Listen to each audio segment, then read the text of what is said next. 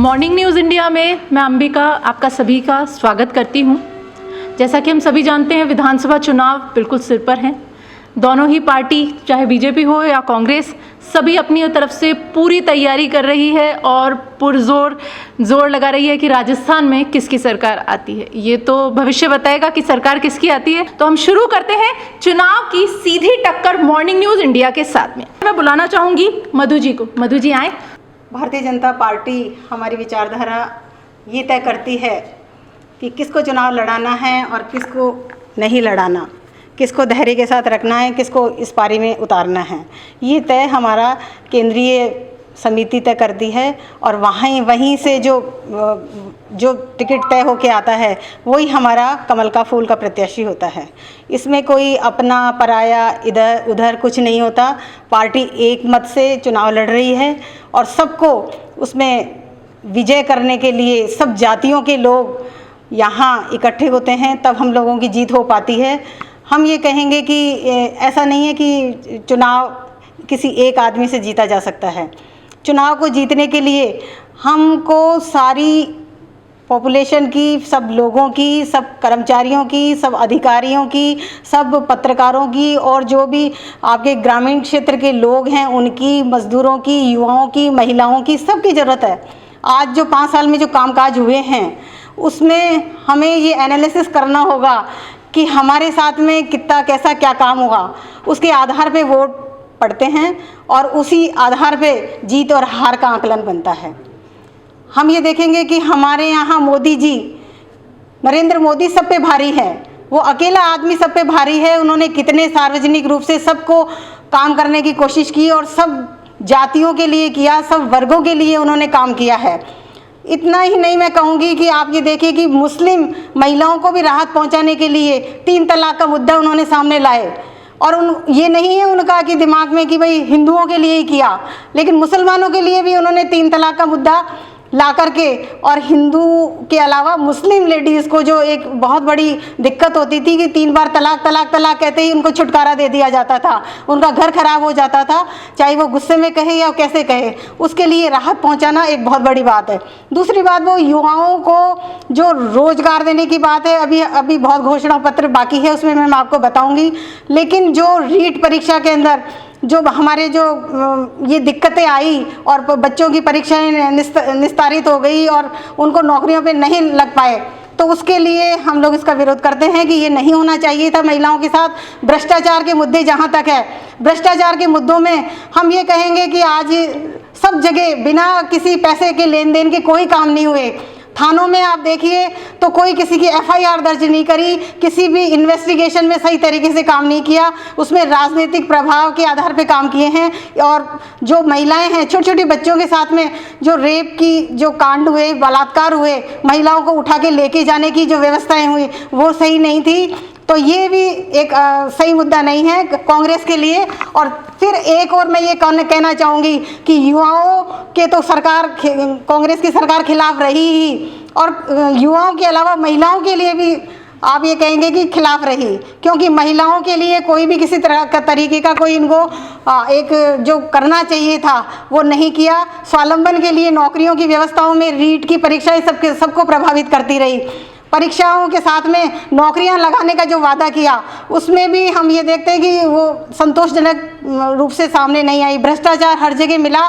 और इसी के साथ में किसानों का जहां हम देखते हैं कि ज़मीनें उनकी नीलाम हुई, उनकी जहां जो भी कुछ किया उन्होंने, कहीं कब्जे करा दिए, कहीं भूमाफियों को घुसा दिया और कहीं क्या कर दिया। तो ये पॉलिसी के खिलाफ है।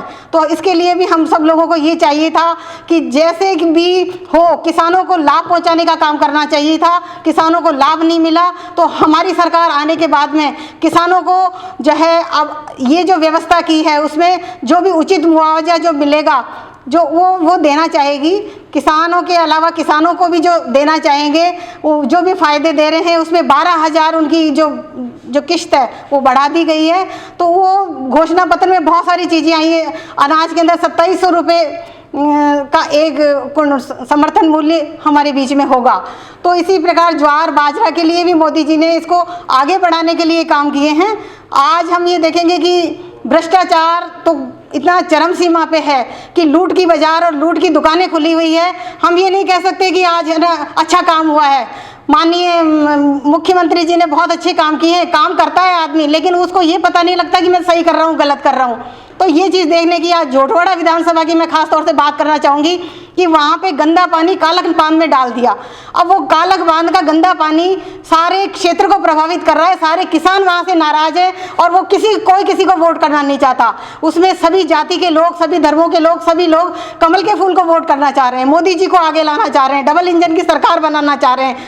आज वहाँ जोटवाड़ा विधानसभा में मंत्री रहे और कृषि मंत्री रहते हुए उन्होंने इस तरीके से गंदगी फैलाई। इसी के साथ में हम ये देखेंगे कि इंदिरा गांधी नहर सामने से जा रही है, तो हमारे क्षेत्र का पानी, जयपुर जिले का पानी, जयपुर संभाग का पानी में हमारा भी तो कोई बंटवारा होता था, उस पानी को हमें नहीं मिला। और जल को जल से जोड़ने की जो योजनाएं रही उसमें कैसे न कैसे भ्रष्टाचार आया है और ERCP में भी भ्रष्टाचार आया है। जो प्रपोजल्स मोदी जी ने वहाँ बनवाए उनको इन्होंने तरीके से प्रपोजल्स को बना करके भेजा नहीं और कहीं कानून कायदों में अटका दिया। दूसरी बात ये कहूँगी, पानी की टंकियाँ बनाई लेकिन वो लाइन नहीं बिछाई, जिससे सारी जनता प्रभावित है। और उसकी जनता के प्रभाव से आज हम ये कहेंगे कि जनता पानी के लिए त्राय त्राय कर रही है। क्यों कर रही है भाई? जब करोड़ों रुपए आपके पास में वहाँ से रिलीज हो रहे हैं, लोग कह रहे हैं कि भाई आप पानी का इंतजाम कराएं, आप पानी का इंतजाम कराएं, सरपंच कह रहे हैं हमारे पास पैसा नहीं पहुँचा, हम नहीं कर सकते। तो ये बीच की जो ये कड़ी है, ये किसने क्या बिगाड़ी? ऊपर से पैसा आने के बाद वो काम पूरा होना चाहिए था। और आपका जो यहाँ का जो काम अगर पूरा क्यों नहीं किया, उसका जवाब आपको देना पड़ेगा कि क्यों नहीं किया। सरकार ने पूरी वहाँ से, केंद्र सरकार में गजेंद्र सिंह जी ने और मोदी जी ने दोनों ने ये कहा कि हम जो है इस काम को करने को तैयार हैं, लेकिन आपकी मंशा होनी चाहिए। लेकिन उसमें राजनीति नहीं आनी चाहिए थी। पानी के बीच में जो राजनीति आई वो गलत है, भ्रष्टाचार में जो राजनीति आई वो गलत है, महिलाओं के लिए जो राजनीति आई वो गलत है, किसानों के लिए जो जमीनों का जो नीलाम हुई, उनके भूमाफिया और ये जो इस तरीके की जाल बिछाए, वो सब चीज़ें गलत है। और गरीबों के लिए भी जो किया वो सही नहीं किया। आज हम सब लोग इस बात का विरोध करते हैं अपनी विचारधारा में रह करके। हमको किसी से ये नहीं करना। वोट बैंक तो जनता तय करेगी, सब जातियों के लोग तय करेंगे। सब समझदार लोग जो वोटर हैं वो सोच लेंगे कि भारतीय जनता पार्टी ने क्या नहीं किया, राम मंदिर बनाने के लिए क्या नहीं किया, मुसलमानों के लिए क्या नहीं किया, अन्य वर्गों के लिए क्या नहीं किया। सबको उन्होंने रिलीफ देने की कोशिश करी है जितना उनकी पावर थी, लेकिन उस पावर को नीचे भी उनको उसी हिसाब से काम करना चाहिए था। हम ये कहेंगे कि आज राजस्थान लेवल पे जो उन्होंने काम किया वो उन्होंने नहीं किया। जो इस तरीके से जो पैसा उन्होंने भेजा, उस पैसे में भ्रष्टाचार फैल गया। वो पैसा गया कहाँ? उस पैसे को सही ढंग से अगर लगाया होता तो आज राजस्थान की अलग ही तरह की एक स्कीम और अलग तरह का एक डिज़ाइन नक्शा होता। आज हम ये कहेंगे कि कहाँ हमारे मेडिकल कॉलेज खुले, कहाँ हमारे इंजीनियरिंग कॉलेज खुले, कहाँ हमारे कौशल प्रशिक्षण जो आपका चला। इंदिरा गांधी नहर योजना जहाँ से आनी थी उसके बीच में से क्यों नहीं आई, क्यों नहीं रुकी? जोवनेर से सिर्फ 15 या 20 किलोमीटर आपकी रुकती थी, आमेर में भी से और इनसे सबसे जो जा रहा था फिर सीधा जोधपुर ले गए पानी को। ये भी गलत बात है। तो जयपुर जिला आज जो है ड्राई एरिया हो गया, तो उसको हमें सुधारने की ज़रूरत है, जल से जल जोड़ने की ज़रूरत है। आज हम जो योजनाएं हमारी आ रही है, चाहे पानी के लिए हो, सड़क के लिए हो, सड़क के लिए आप ये देखिए कि कितनी नेशनल हाईवेज जो बनी उसका भी हमको अप्रिशिएट करेंगे। माननीय गडकरी जी कल भी बोल रहे थे कि जो है आपकी जो बिजली से जो गाड़ियाँ चलेगी वो 2 घंटे में आपकी जो है सीधी आपको दिल्ली पहुंचा देगी। तो आपको चिंता करने की ज़रूरत नहीं है, कम पैसे में एक अच्छा काम हो रहा है। और आपकी जो नीतियां जो सरकार ने बनाई है उसकी हम प्रशंसा करते हैं। आज माननीय मोदी जी आज हमारे ही नेता नहीं हैं, इंटरनेशनल लेवल पे हमारे सबके नेता हैं, सबके दिलों में छाए हुए नेता हैं। उनको आगे से पीछे हम कोई नहीं कर सकते। आज वो जन नेता हैं, सबको साथ लेके चलने वाले नेता हैं।